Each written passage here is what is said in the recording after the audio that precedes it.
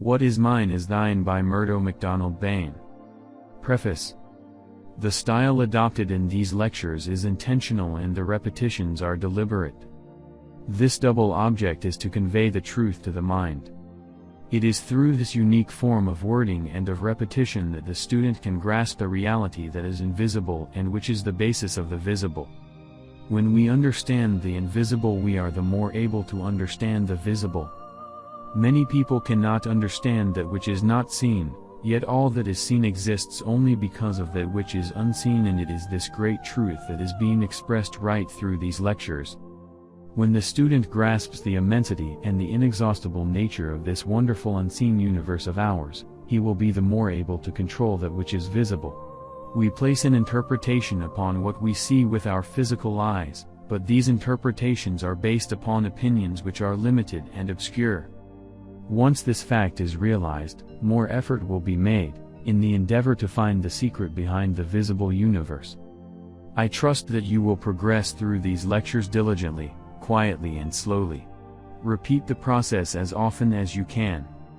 The more often one reads, the more one begins to understand. The author.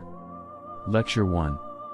Divine metaphysics is a system or technique that enables us to eliminate from our minds, our bodies, and our circumstances, adverse conditions and replace them with perfect health and happiness and an abundance of the things we need.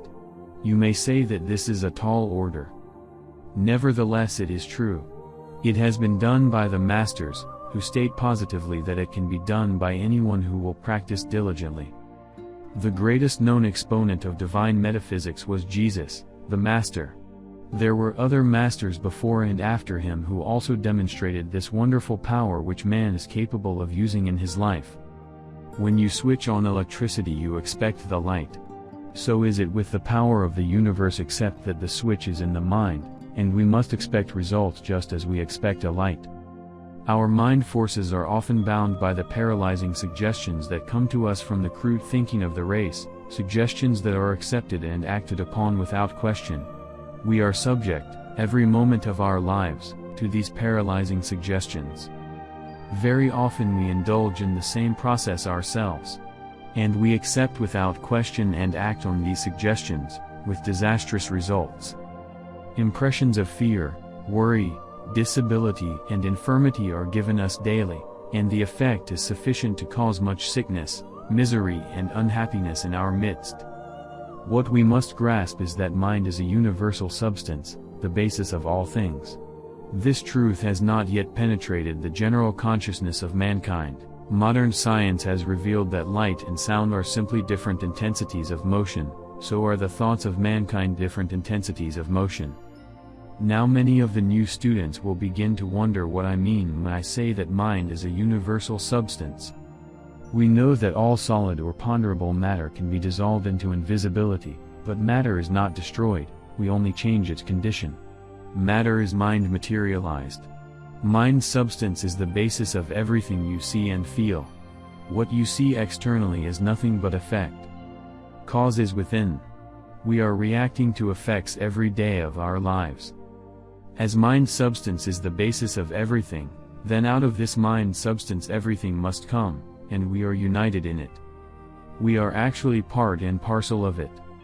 Our consciousness by which we react to things external to ourselves is the universal consciousness within this mind that has been individualized in us. We become aware of something external to ourselves, and this awareness of things external to ourselves can come only through our consciousness. You must therefore see that your consciousness creates the image of whatever you are aware of. Immediately you grasp this truth, you will see how many of your own troubles have come about. Most of your troubles have been brought into operation by ignorance of this law. You create in mental substance an image. This mental substance is the universal substance. It does not belong to any person individually. By our consciousness we create whatever we want. Perhaps some of you have not yet realized that you have a consciousness. Perhaps some of you have not realized the fact that you are conscious at all. In these circumstances then it is very necessary to become aware of your consciousness, the origin of thought and action in mind. The new era is about to dawn when man will begin to see something of the vastness of the meaning of life, something of its grandeur. Within life itself is the secret of all things great or small. Man's growth cannot be measured by present standards of thought, because as yet we have not conceived the tremendous power of life that is inherent in the very center of our being. A glimpse into the inner quality of man's consciousness by those who have led the world in thought and action has already shown what is possible.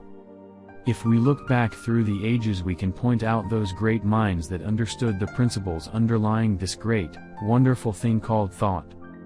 But thought itself does not originate by itself. Thought is originated by the consciousness. Consciousness is the moving factor in every thought and in everything throughout the whole universe. The consciousness of God is the means through which every universe, every planet, every sun comes into operation, and the consciousness in man is the means through which every thought and every action that is produced in his own life comes into being.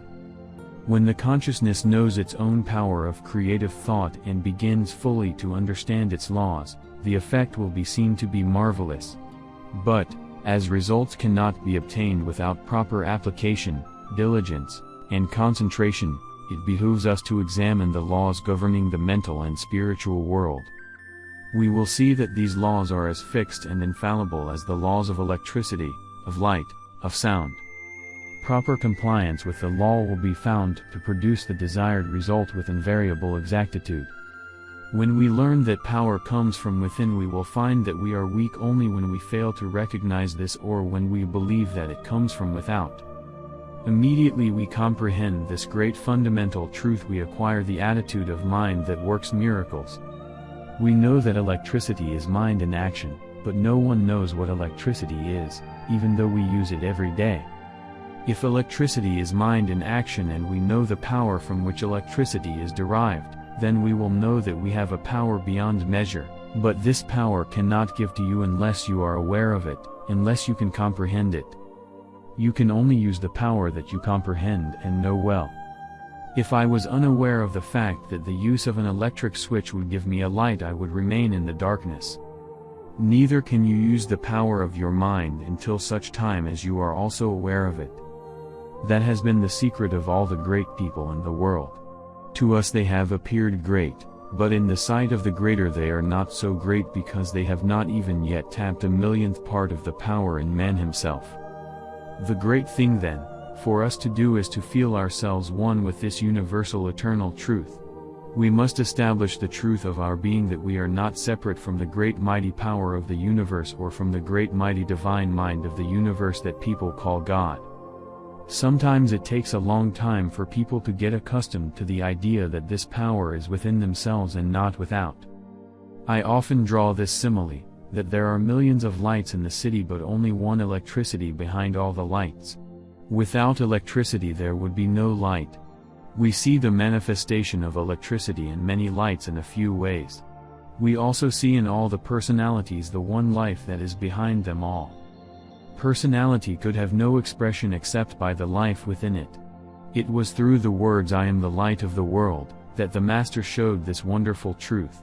When we examine his words and the words of other great men who understood these laws, we also begin to realize this truth. It is essential that we realize within ourselves, not an intellectual knowing but this feeling of being one with the eternal truth.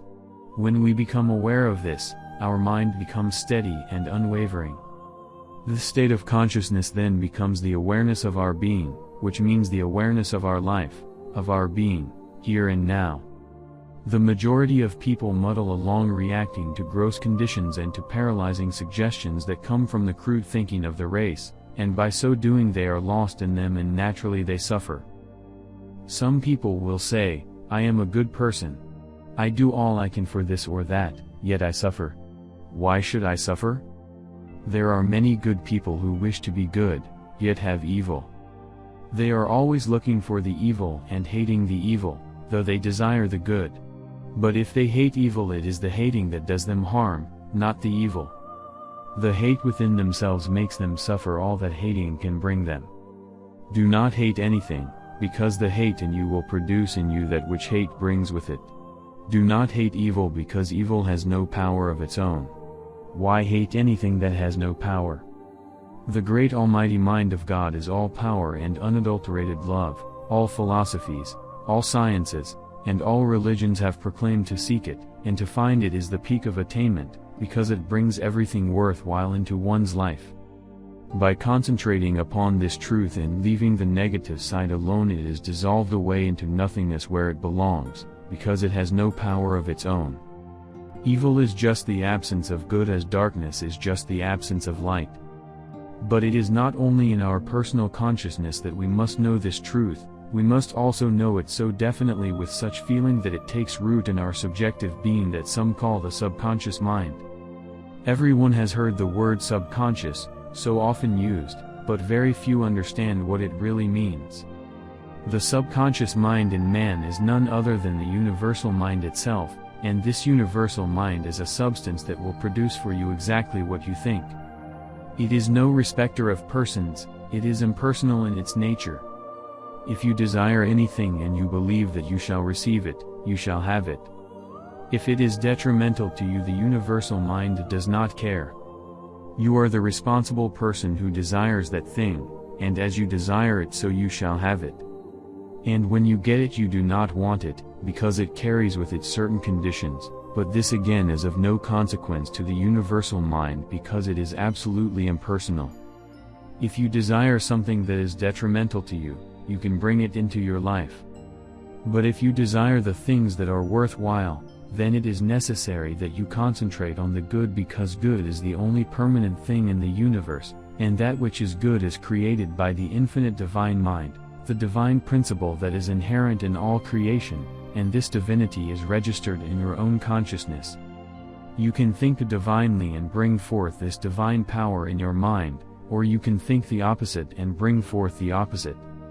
The subjective activity is set up when the truth is revealed, and the truth is revealed to the personal consciousness when it sees that I and the Father are one. The beauty in the expression of these words is beyond the comprehension of the ordinary mind. You must enter into the deeper state to comprehend the wonder of this truth, and immediately the personal consciousness comprehends this truth in its greatness and its vastness. We create in our inner realms the cause that will bring forth its effect in our lives.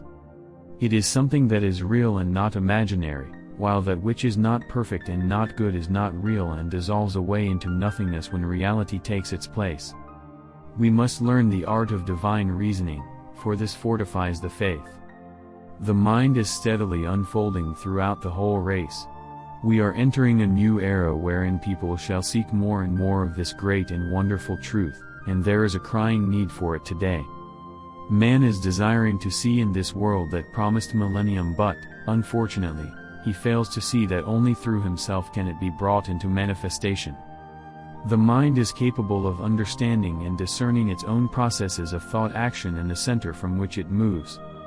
We must discern our thought-action and know that it begins in the very center of ourselves and works outwardly. That which creates our thought is the creative principle in us, one with the creative principle of the universe. They are identical in nature. The principle of combustion is the same whether it is a large or a small fire, and so it is with this creative power that in the first place created the universe and that is individualized in us. With this creative power man thinks. When we can comprehend this center as our own creative power and the thoughts that emanate from it, we will have reached the stage when we can control the external world and all that is in it. We have been given dominion over all things.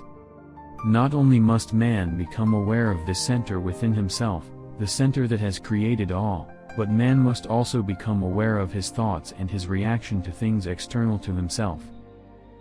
Thought is governed by law, and the reason we have so little faith is because we lack understanding of this fact. We have not realized that everything is in accordance with definite laws, and when we do recognize that everything works according to divine law, we begin to feel and know the meaning of faith. Thy faith hath made thee whole. Faith is a feeling in the thought, the knowledge that the thought will bring about just exactly what it is itself. But if you fear, you will bring forth that which you fear. As Job said, "Whatever I fear befalls me, and what I dread draws on me." If I can teach you, and you can learn from this, one lesson alone, namely, the definite law of thought, that it produces its kind, then I say that it is worth a great deal to you. If you do not learn this lesson, then you will continue to create conditions in your lives, and then rebel against these conditions. By rebelling against them and thinking about them, you increase their intensity, you make them your own by believing in them. Everything works in exact accordance with divine laws, and the law of thought is as definite as the law of mathematics or electricity. When we understand that health, happiness and success, every condition, or event, is a result of our thoughts, consciously or unconsciously, then we will agree that a working knowledge of the laws governing our thought world is vitally important. Our thoughts take root in the mind and produce fruit after their kind. To improve our condition, we must first improve ourselves, holding strictly to the awareness that our thoughts and desires will eventually show in our life and environment. If we are ignorant of this, we are like children playing with fire. Mind is the great underlying substance of all things and forms into ponderable substance, into effects which become visible to us. These effects are just the mind in action. The cause is hidden from the personal consciousness and it sees only effects which are reacted to. These reactions help to sustain the effects in our lives whether we like them or not. Everything we see is but effect, and as mind is the foundation of all things and the only substance there is, we must know that the cause is in mind, whether it be a universe, a planet, a man, or beast, and as thought is the power in the mind, and man has that power. He creates in his own life that which he thinks. At the end of this lesson I will give you an exercise whereby you will be able to analyze your thinking. Every thought that enters into your mind you yourself should become aware of. These thoughts sometimes may not be very pleasant ones and may shock your better self inside, but if they do shock that better self, it is the beginning of knowing. Abundance is the law of the universe. The vast scheme of the universe is lavish wherever we may look. The process of creating and recreating is forever in operation. We have not yet realized the universality of all substance, that mind and consciousness are the active principles which set causes into motion, and that thus we are related to all we see, feel and desire. The first thing I do to a sick person is to make him believe that he can get well. I show him that negative conditions have no power of their own. I show him the divine principle and point out definitely and clearly that he can get well and will get well. I set into operation that power of the perfect creation. Sometimes the patient begins to reverse the process immediately he gets outside the door by holding on to his trouble instead of seeing the perfect creation going on inside. When he comes back with a pain next week, I again show him the truth until he grasps it firmly in his mind. The sick are generally reacting to the old suggestions, the crude thinking that is habitual to them. It is a habit that can be eliminated only by persistently seeing the truth of being one with the divine nature that is not subject to sickness. When we look on what mankind has obtained through the laws of electricity, we will see the unimaginable advantages that man will gain when he uses the laws of the mind in the same way that he uses the law of electricity. Electricity is mind in action. Then let us use this mind as we use electricity. The majority have not begun to think yet. We cannot have any power until we realize that we have it. That is the extraordinary truth. It is by patience, by practice, by diligent observation, concentration and meditation that we become aware of our inestimable power. I and the Father are one. I am not separate from God. I am the life. We must see at once that we create negative conditions just as well as favorable conditions. If we refuse to believe in the law of mind, we have only ourselves to blame for our lack and limitation, for our weakness, ill health and all those things we do not want. We dwell on them, fear them, think them, make them our own. If we refuse to use the switch that would give us light, we remain in the darkness, until we realize that the only way to get light is to use the switch. The law is no respecter of persons. It is in constant operation and relentlessly brings to each individual exactly what he has created. For whatsoever a man soweth, that shall he also reap, we begin to see how true those sayings in the Bible are. Most people just gloss over them, and thus miss the great significance of the words, which fade away through lack of understanding. What is needed is to sustain the divine mental attitude that the divine metaphysics gives us. It must be maintained until it becomes habitual. Health depends upon the recognition of the laws of health, happiness depends upon the laws of happiness, abundance depends upon the laws of abundance. Mind is the only substance, and within mind is the Creator, the consciousness. We must place ourselves in harmony with the law and share in the benefits of the law. This discovery of the law of mind has eliminated uncertainty from the lives of those who have begun to understand and to use it. To know the law of mind and yet not to use it is like a man looking into the mirror and seeing his face and then immediately going away and forgetting what it was like. There are certain qualities that must be acquired through the mental attitude which must become habitual. Our mental attitude is responsible for all conditions, environment, and experiences of life. Do you have a mental attitude of interfering, being a gossip, a negative being? Do you irritate other people when they come near you? Are you gloomy and sad? Are you so sensitive that no one can speak to you in comfort? Do you carry this negative mental state around with you? If so, then you must change your mental attitude instantly from its negative state to the positive state through the understanding of the law. Our attitude of mind is the general tone of our thought. That is why I give you exercises to enable you to see what your thoughts are. I want you to check up on your thinking. If you perform these exercises diligently and wisely with courage and determination, I assure you that you will be a different person. The first thing we must do is to check up on our thinking, that is, check up on our thoughts. The word must not be spoken until you know the motive behind your thought. Sit quietly and look over your thinking for the past week. This is your world within and it will shortly outpicture itself. A change of mind is necessary. That is the first lesson, to become aware of your thought action. You will be surprised when you really examine your thoughts faithfully and courageously, regardless of whether they offend your higher self. It is better that you know them now than to allow them to outpicture, because conscious or unconscious thoughts strive for expression. See that only the right kind have a place of authority in you. Now, do you understand what you must do for the first week? Go into a room where you can be alone and sit quietly. It may take you half an hour or even more, the longer the better. You will examine your thoughts and see what is passing through your mind.